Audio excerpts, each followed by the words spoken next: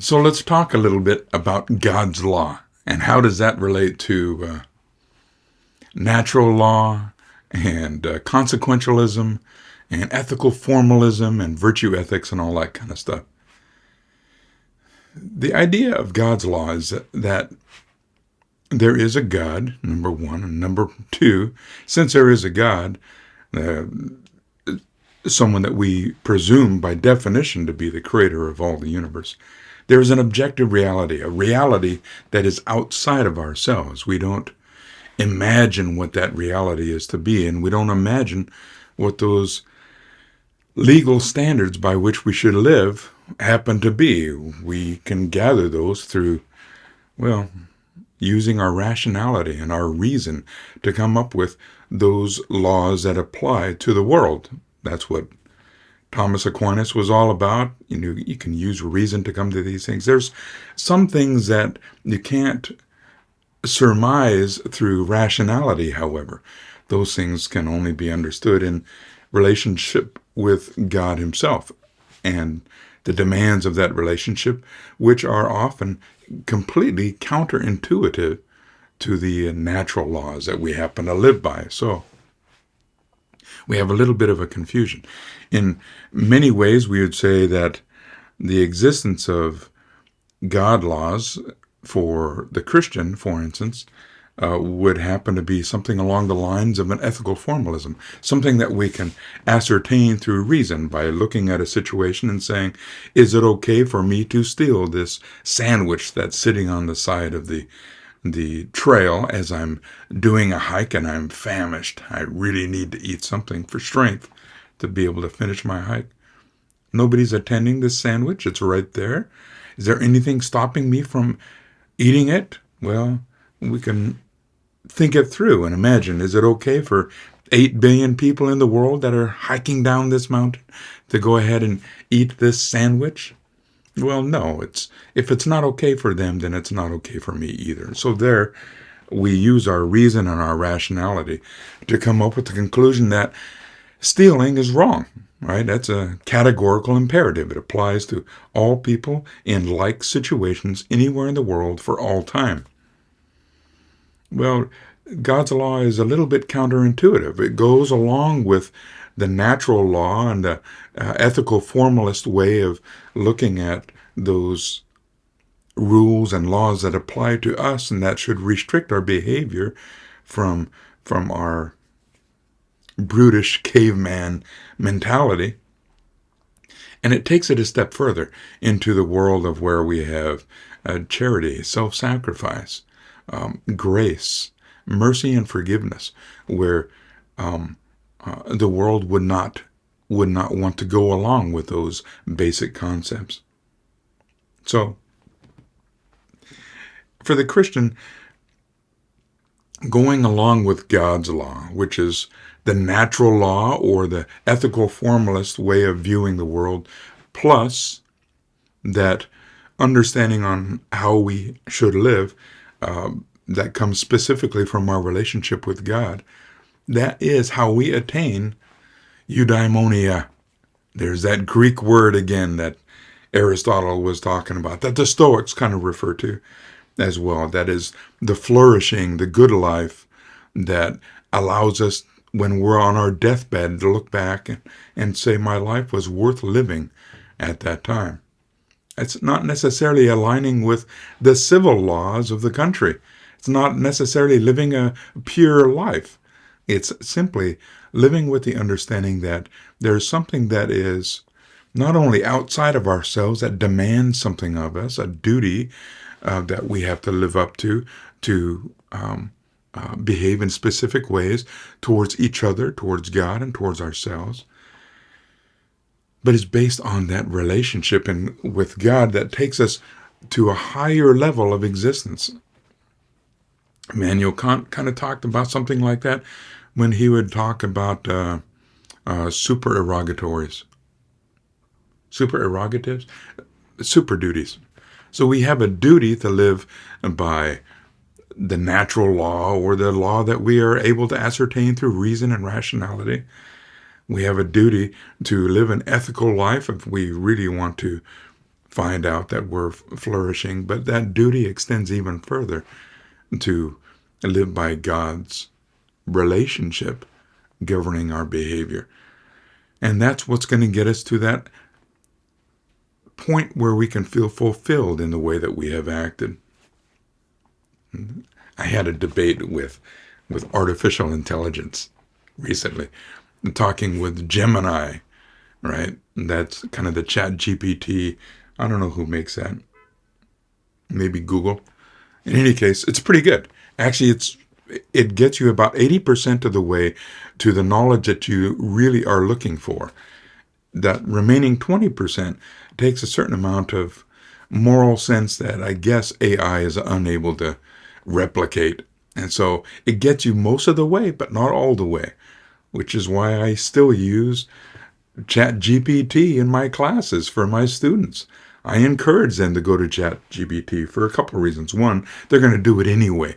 But now if I can encourage it and I can kind of guide that behavior, I can encourage students to get real answers and not necessarily the first ones that ChatGPT gives them. I can encourage them to dig a little bit deeper. Well, ChatGPT and Gemini and other chatbots like that, pretty fun to work with, but they have basic understanding of the world that has been programmed into them. And that understanding of the world is a little bit simplistic. So when it comes to Christians, for instance, we don't expect Christians to be able to stand up for themselves. Courage is not really necessary.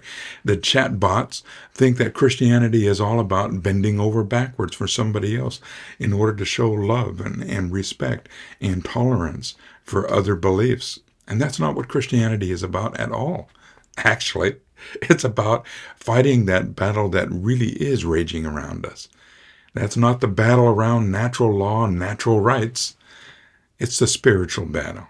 A spiritual battle that only the Christian in relationship with God can really recognize as happening. It's behind all of the silliness that happens in the challenges to natural law and natural rights, but it gets a little bit deeper than that. Not a little bit, it gets a whole lot deeper than that.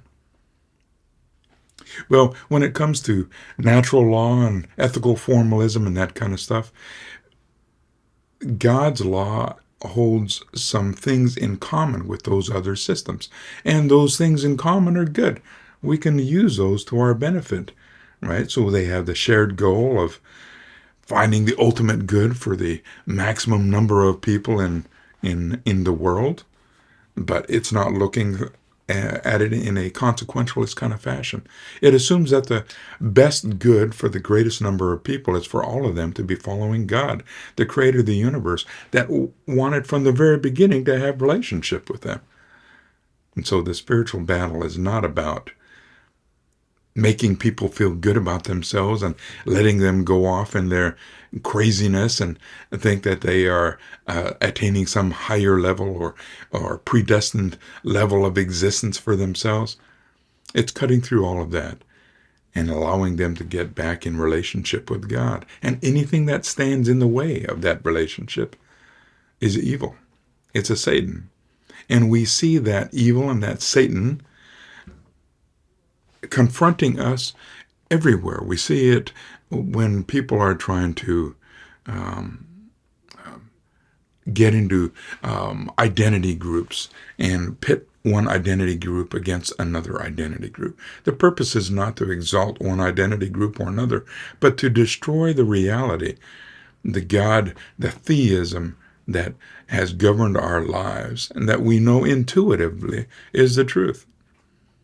I had somebody respond to one of these videos by saying that he or she, I don't know if it's a he or a she, it doesn't really matter, believes in science, not myth, right? As if science is pitted against theism, when in fact, science is simply a tool that people use to unpackage the wonderful gift that God has given us. We can understand that in terms of Christmas that we just went through together, right? God has given us this universe, this world. Now we can discover how God has constructed this universe, the nuances that make this place unique, that make us unique, right? So science is not against theism at all. It actually bolsters and encourages and supports theism. This isn't random chaos. Everything makes sense. It goes together in mathematical and scientific ways to perfection that God created in the first place. Virtue is a means for us to live out, live with, understand those things that are good, so we can live in a manner that is consistent with the reality that we live in, the reality that there is a God, for instance, that there is a reality outside of ourselves, and that reality governs certain things as genders and sexual preference, right? Those things are innate. They're inside of us. They were created to begin with. Virtue helps us to understand how we can live these things not for our own betterment, but because that's the way we were created to live. Once we live for the purpose of living as we were created to live, that's when we're going to find true fulfillment. Not when we decide some craziness must be our own and we do everything within our power to make it become our own. When we live in concert with the divine order, that's when we're going to find true happiness, fulfillment, eudaimonia, right? That flourishing, allowing us to be everything that we were created to be in the first place. Not what we can create ourselves or recreate ourselves to be according to our own imagination, but according to the reality that exists all around us. So some of the characteristics that are consistent with God's law that we don't necessarily see in ethical formalism or natural law and natural rights would be stuff like self-denial, living our lives in order to serve others. It's counterintuitive. It kind of goes away from the ways of the world. But it's going to help us to understand a better existence than we ordinarily would have had. Forgiving others. Forgiving others even when they attach us or attack us in wrongful ways that are, well, the world would say, it's time for revenge. Nail them.